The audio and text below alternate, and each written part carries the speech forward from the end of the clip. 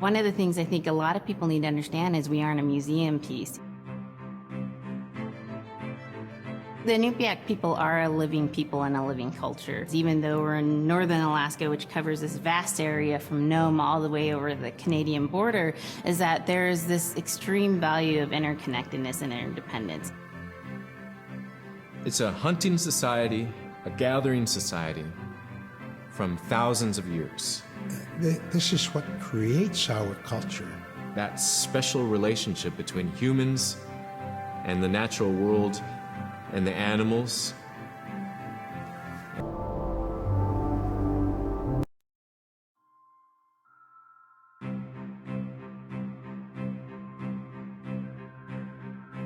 One of the things I think a lot of people need to understand is we aren't a museum piece. The Inupiaq people are a living people and a living culture. Even though we're in northern Alaska, which covers this vast area from Nome all the way over the Canadian border, is that there is this extreme value of interconnectedness and interdependence. It's a hunting society, a gathering society from thousands of years. This is what creates our culture. That special relationship between humans and the natural world and the animals, and that it teaches you how to have a society that doesn't do too much harm to the world. Love and respect for nature, for one another, for our elders. Very, very fundamental value, key to life. Our values are something that bind us all. The importance of sharing with one another, the importance of spirituality, and the connection to the land, our traditions, how we hunt, sharing of stories and songs and dances. I'm Inupiaq. I'm from the Arctic Ocean. I am Inupiaq. It's very important to me. It's who I am as a person. And we're very proud of who we are, and we want to continue that.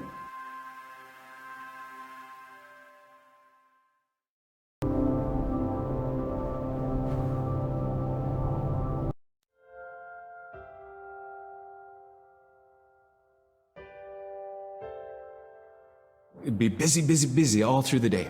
You get up and you just go right to work, right to work. There's always something to do. There's never any idle time. The only idle time we had was after we eat and before we go to bed. One of the older people would be relaxing, laying down there and saying, it'd be really nice to hear a story.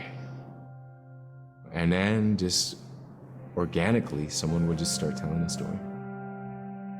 Storytelling for the Inupiaq people is very important because it not only created that sense of community, but is a way to pass on wisdom to the next generation. It was like TV,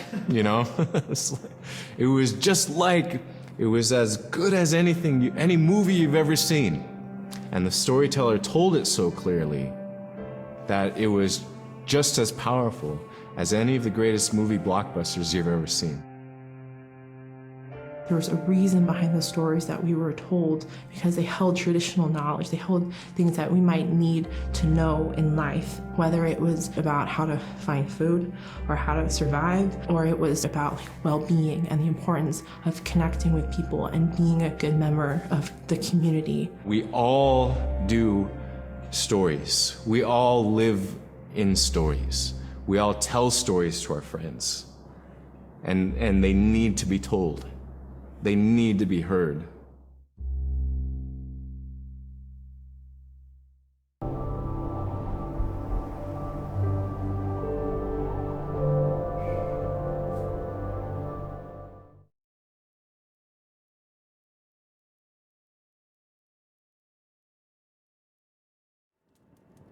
Unip kaako te aksiikpen.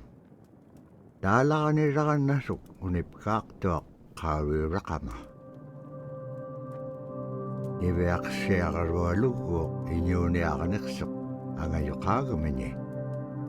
Sumiteemma. Niveaqsiaqarualuq amuniallatuneqsuq.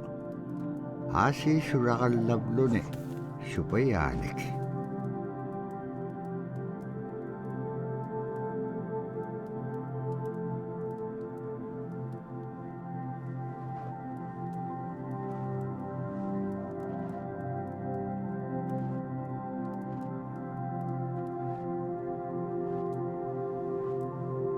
Inyune ahoting, ano kautigais.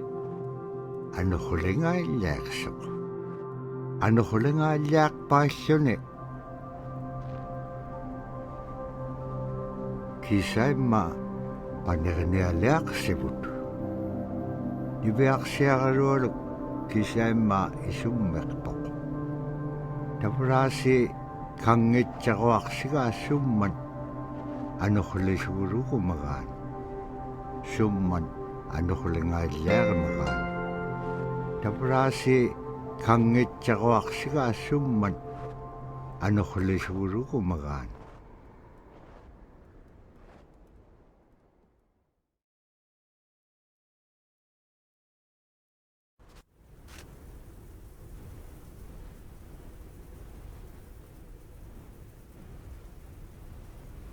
Ano hulik paisune sunirakanay tsakunni. Tapura ni biyak siyakaruluk ayungitsok. Padyagniuliksok.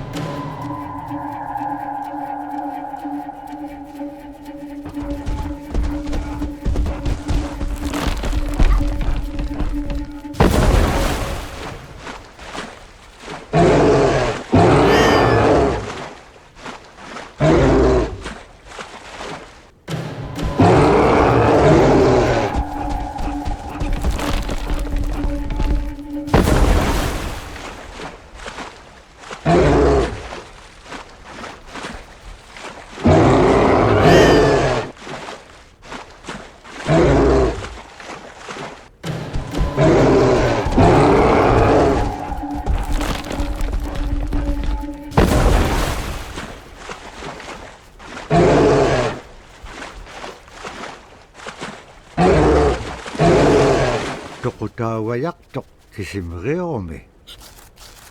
Araan napkangapiaktok.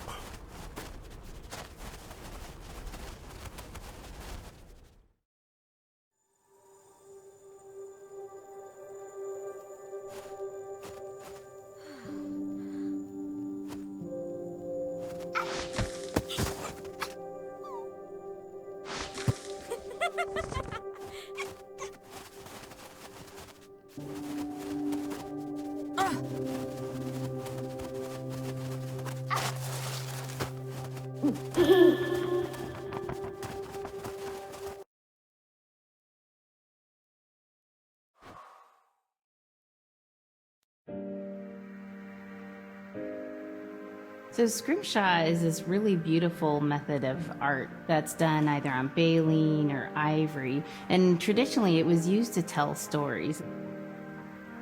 Each etching is telling a story of some event. Caribou hunting was taking place. This is what was going on. War began around this time, and so it sort of gives you a timeline of history through etching. elder or the person who carved it would literally be able to read the scrimshaw story. They're like reading a book, in a way. A lot of the storytelling traditions would be things that after the storytelling was done, we'd just rely on the next person telling it. And so scrimshaw is a very important way for Alaskan Native people to record their history.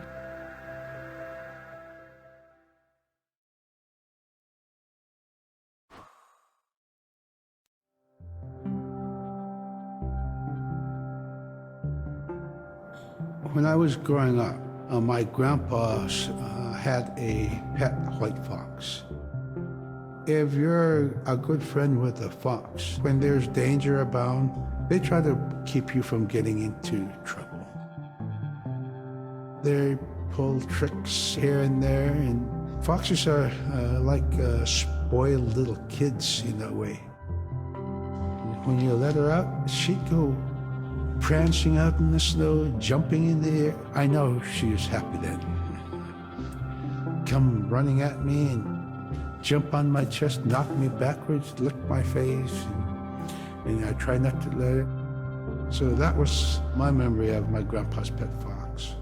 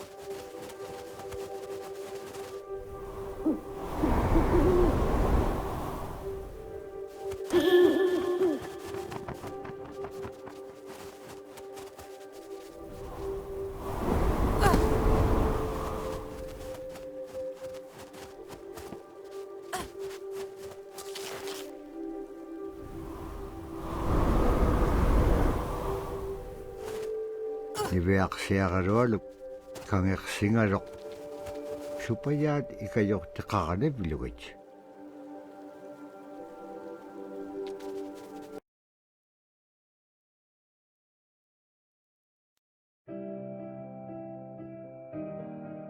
Caribou it provided for us in many ways.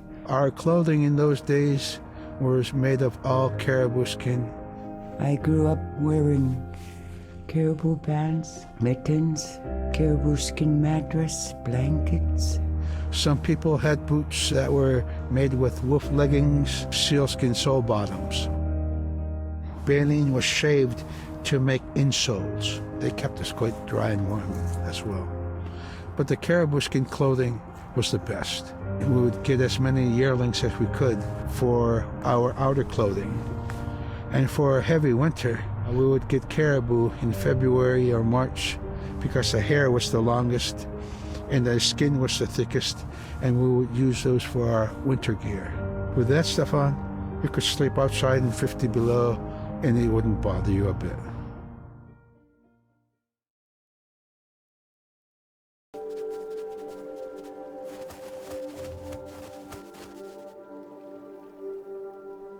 Allawlun itam na teriganyak. Siwuniksip kangaga niveaksiagarualuk. Kanutun pekpaganak tilangit tamat ko ikayok tauruat.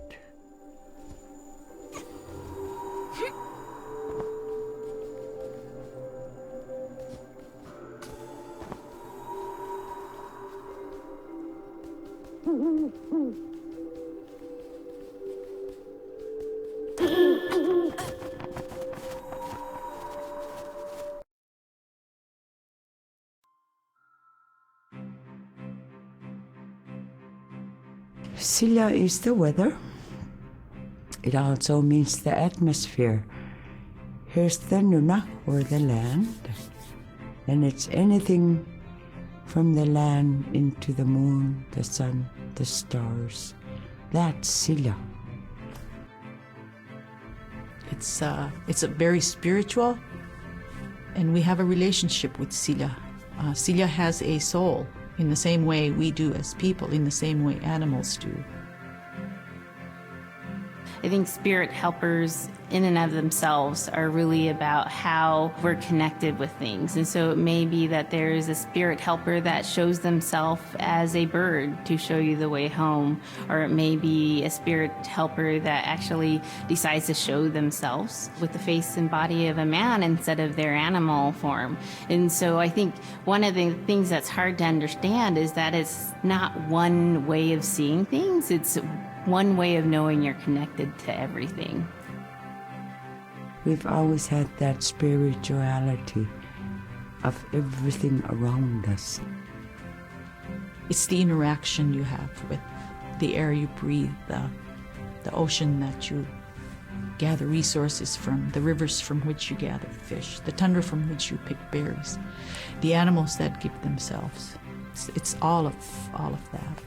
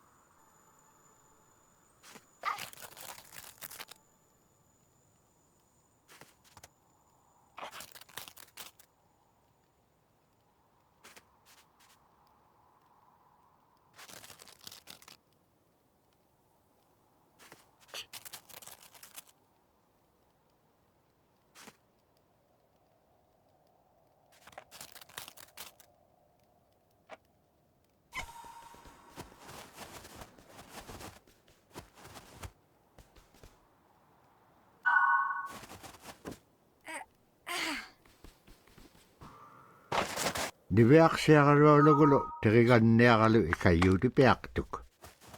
Siqaqaniortimigani. Araa kangeqsinaitsuqunni qanuq pisilaangak.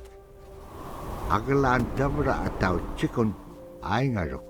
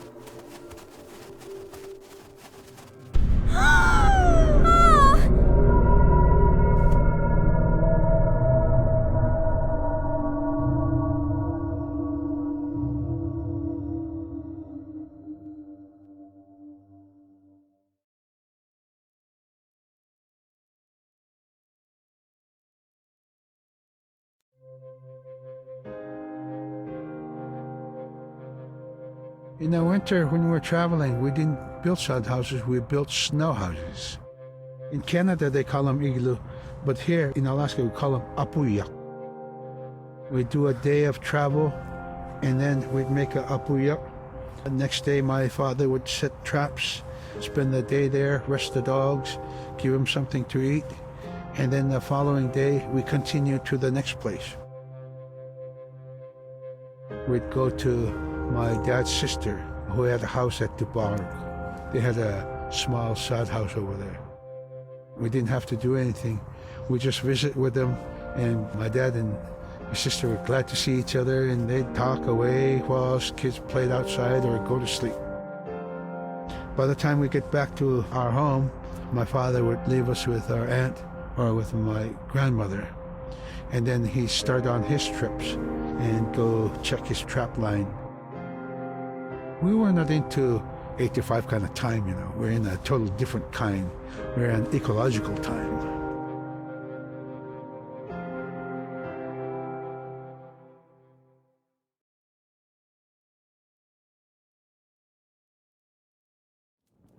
Iveaksiarolu tikitka aimarvini. Agalan malulaksingamarok. Inyokoluk tikingamarok iveaksiarolu piingaan. Ivahalaksimarok sumittaimma. Dikatjakkumanyainyaksuk. Pakit kaangaarnagu ivaktani. Nunakkek ikiwaktuaganiqsuq. Inyungi toquttaqtaaganiqsit.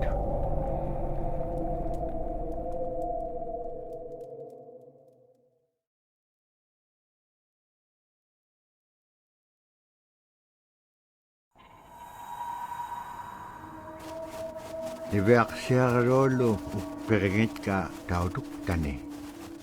Tautugunaqtuaq sunapayaa siquminganiqsuq. Iveaqsiaruluulum iyuniaqatingi pisaullaganiqsut. Qanuqimña anuqulakpallqiñam tainnaqumiñaitkaa. Tamaanga ikumauaqtuamin qaqraaqpam iñua niptaqtaq. Sumaalagullaqami iveaqsiaruluulum piitsingingani. Agalaan qaqraaqpallqiñat saguringaitsut.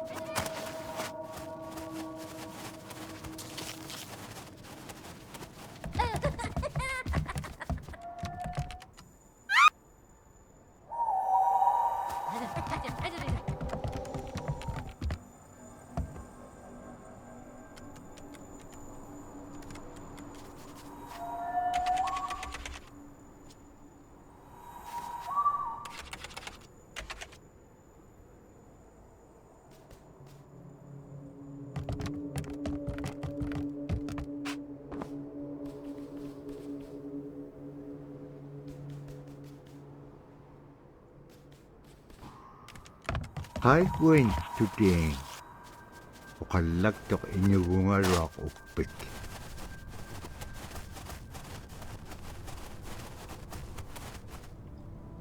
Qanuq uma ilisimaneqpanga isumullaktoq niveaqsiagarualuk. Qanuq kiitapura qaunugingagikpen qillautika pigiupku ikayoquniaqalluarikpen kimun tainna naaqeq sabaaqitilaanga.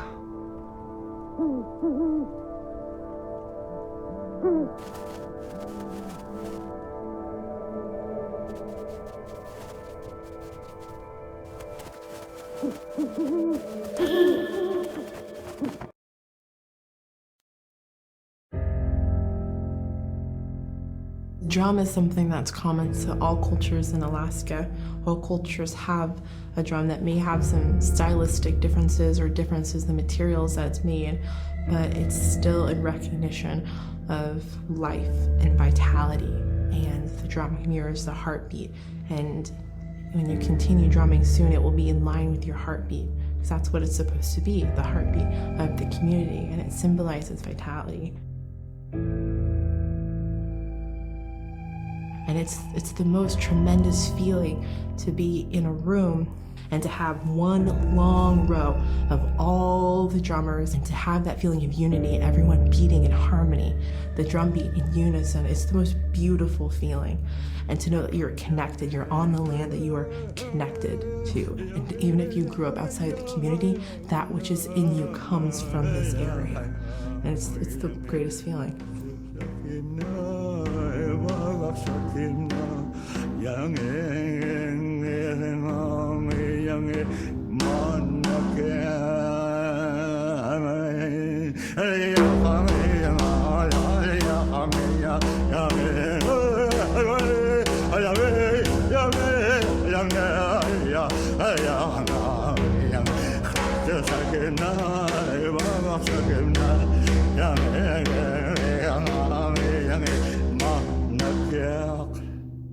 Man, I went at it and look what happens.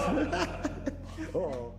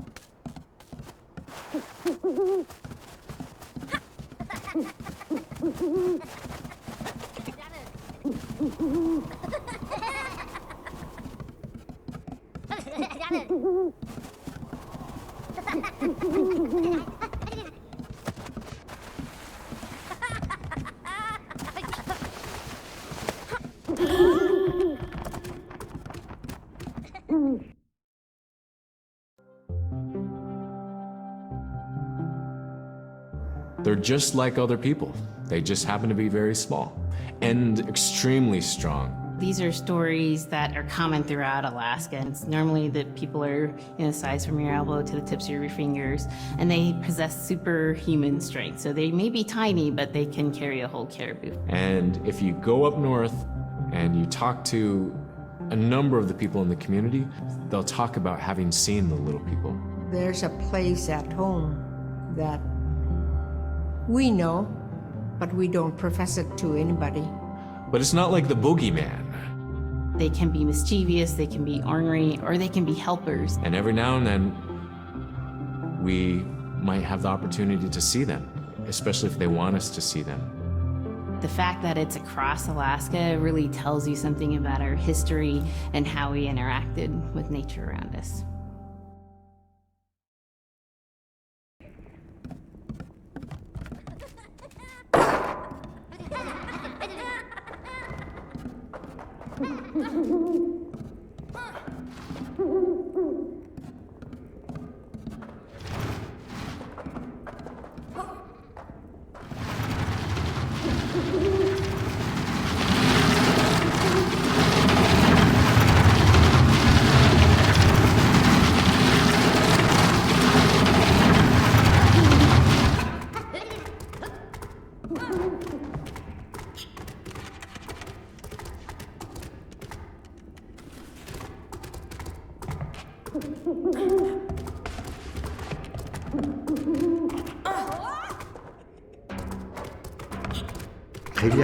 Rock dort, die Werkschere lung kaktit.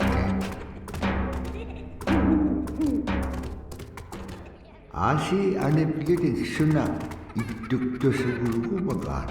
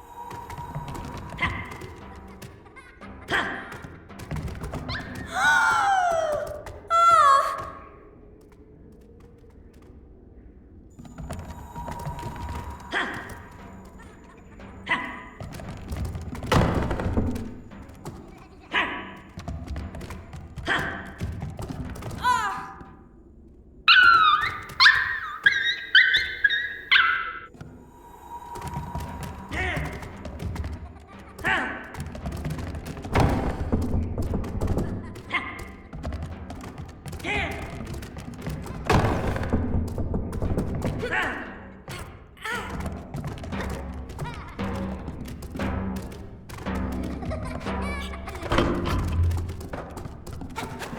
siya karolo. Sabat ko may akalawit. Imanyarat. Bakit ka upir kayaw di nga?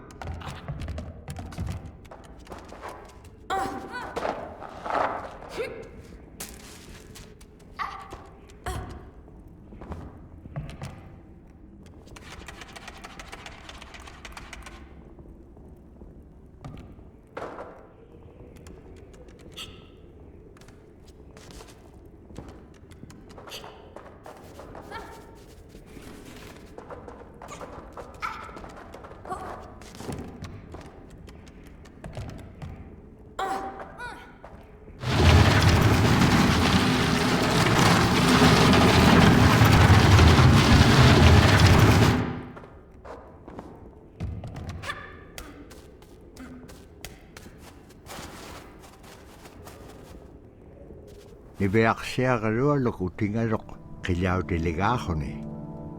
Upik ko bea chapalugarok. Asi tabura pibir takiliw di bea langaga. Ibeak siya karolo ko. Dahil nako ni ay chudi kirakangarok. Upik ukalagtok. Uvaw na kao nagingagiga. Iligin nun pikit kumlo ko.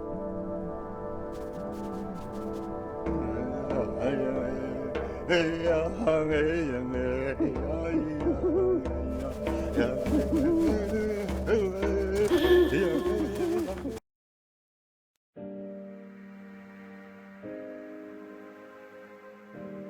bola is what we call kilamitang.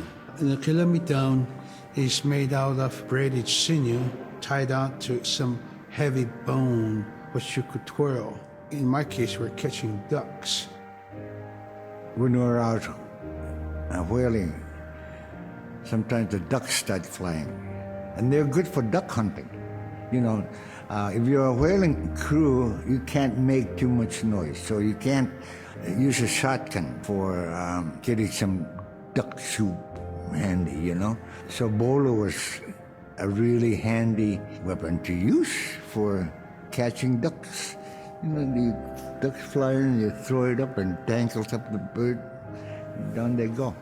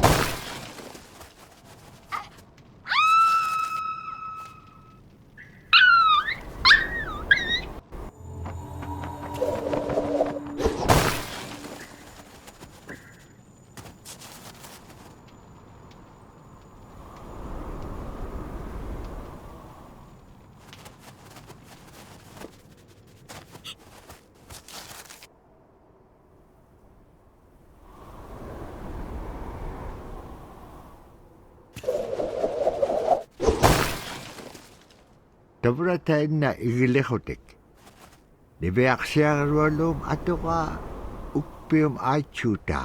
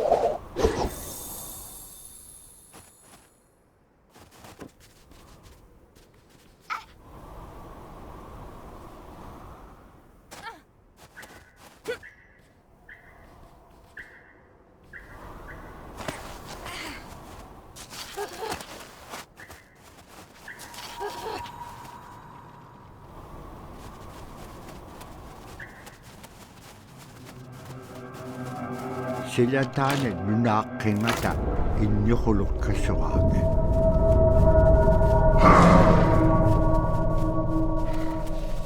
Inyukulong tawdo kami yung lutkakawa. Agalaan niya siya karoon sa Kisima. Kinalip sabi aktok tawdo kami yung kilometer.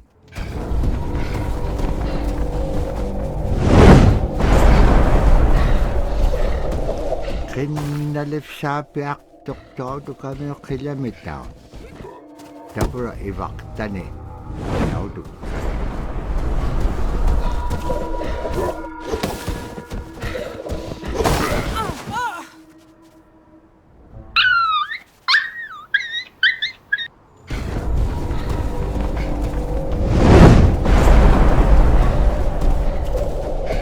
Kinalip sabi aktok tawdo kami yung kilometer.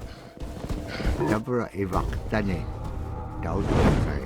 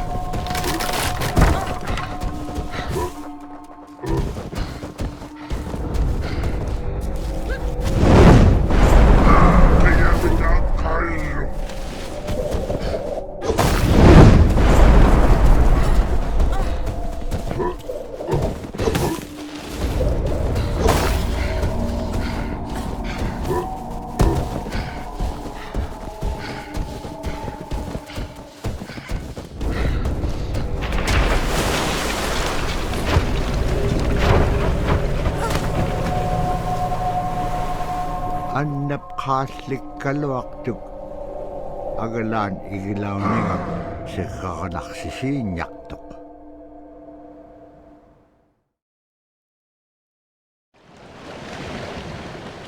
Malago gune upulo gune wishaw blutik.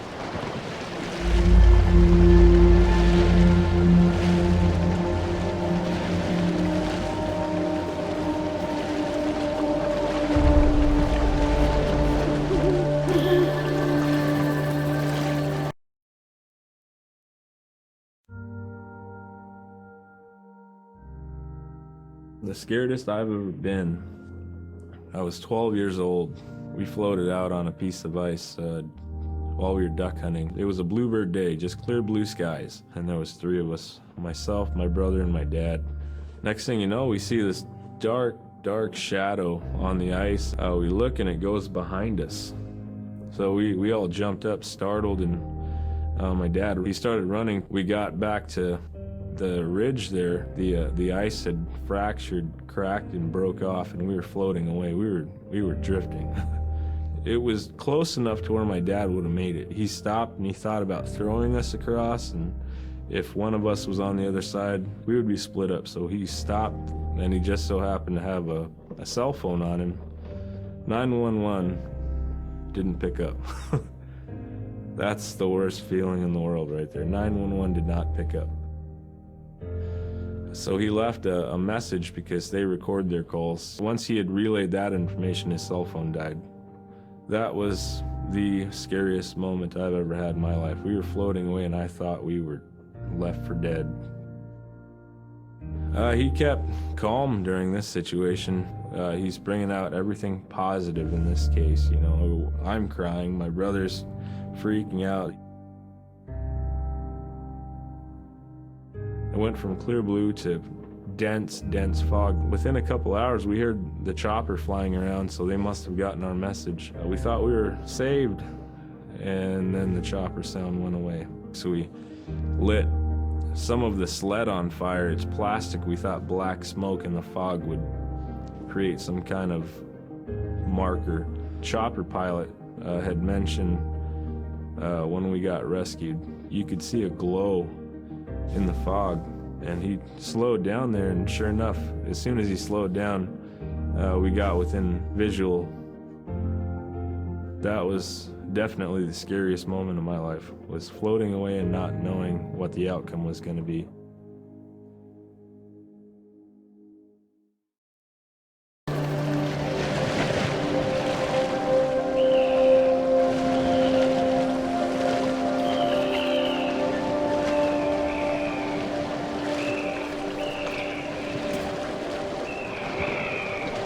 Sabla tuwa karoon sityo. Agalan tuwawit pagabityo.